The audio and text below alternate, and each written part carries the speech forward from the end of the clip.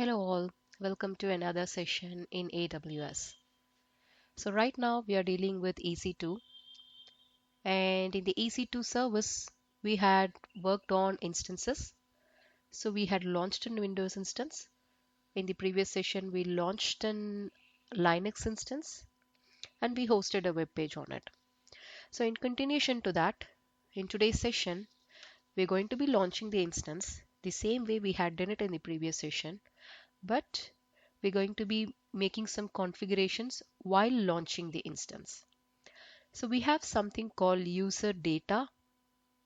That's an advanced option available under your instances in your EC2.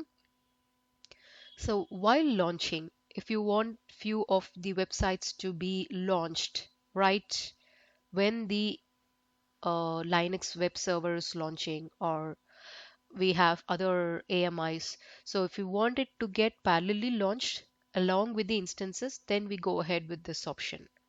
So right now I'm in my Ohio region. I'm just gonna go ahead with Linux 2 as the name of my instance. I'm gonna go ahead with Amazon Linux. So choosing the existing key pair for Ohio region. So I'm gonna go ahead with the default VPC, and the subnet I'm gonna be choosing is again 2A. So the IP has to be enabled, the public IP. It should be in enabled option. And the firewall, I'm gonna go ahead with this existing security group, which has already been configured by me, which is under default VPC security group. So right after your storage, we have something called advanced details. Click on the advanced details, scroll all the way down to your user data. Here, we're supposed to give the code, the command that we want to get launched while this Amazon instance is getting launched. So in a previous session, we launched the instance and then we configured the code, or we installed the HTTP package. We enabled the HTTP servers, and then we went ahead with creating a file. So now I'm gonna go directly with giving all those commands at a single stretch over here, which I already have it here in my local system. So I'm gonna copy this code.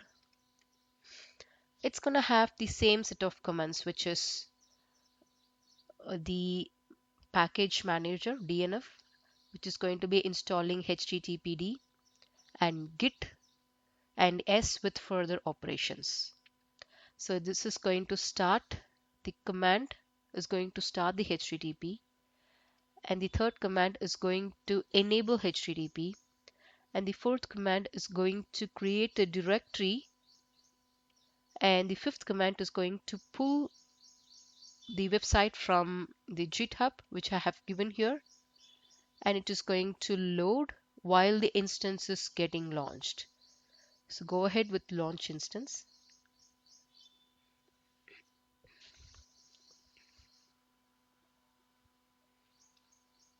View all instances.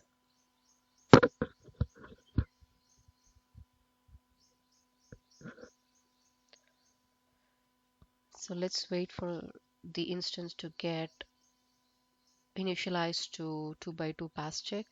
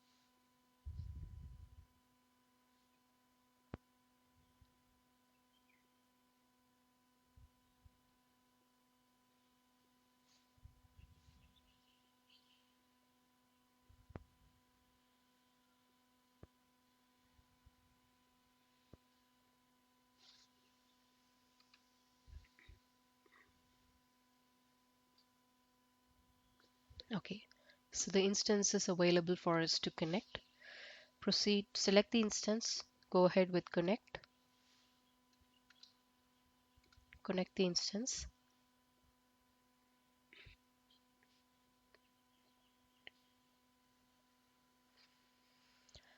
Okay, so you can see here we have the public IP and the private IP of the instance. Just copy the public IP,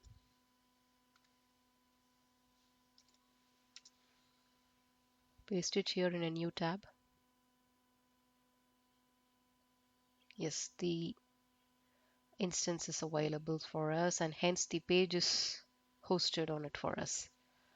So that's how we configure the EC2 instance using user data. So to further view the user data, we can do modification in the user data whenever we want to. So in case if you'd want to add few more modules to the website, few more configuration to the web page, we can go ahead with it with the user data.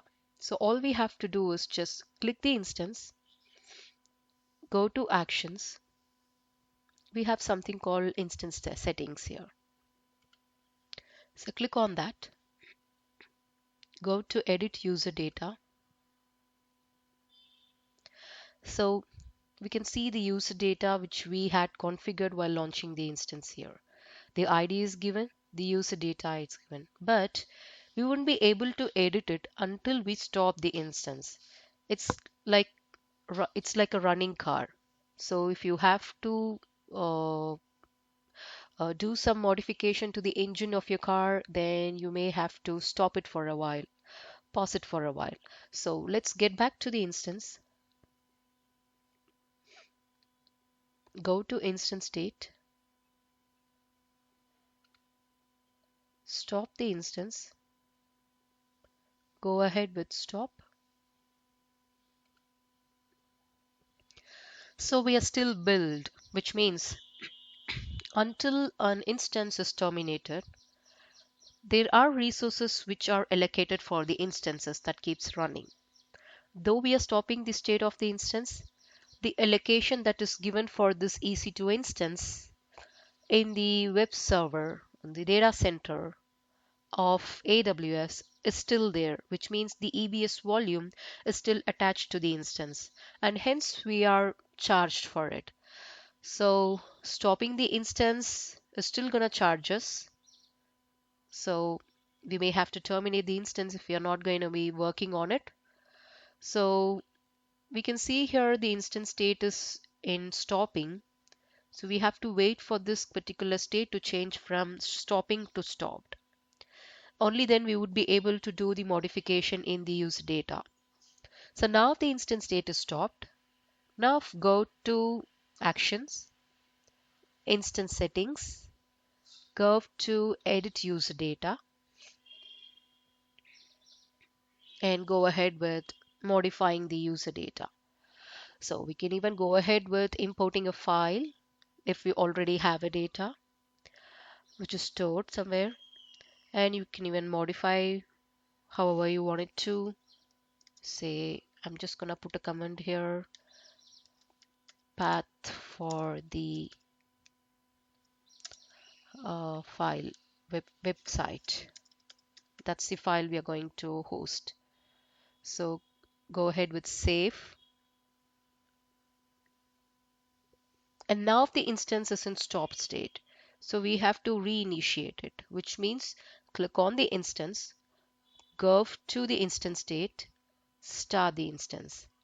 This is again going to be requiring some time to change from pending to initialization, sorry, to running, and the status check should be changing from initialization to 2 by 2 pass check. It's like again literally launching the instance from the beginning. So keep refreshing the page.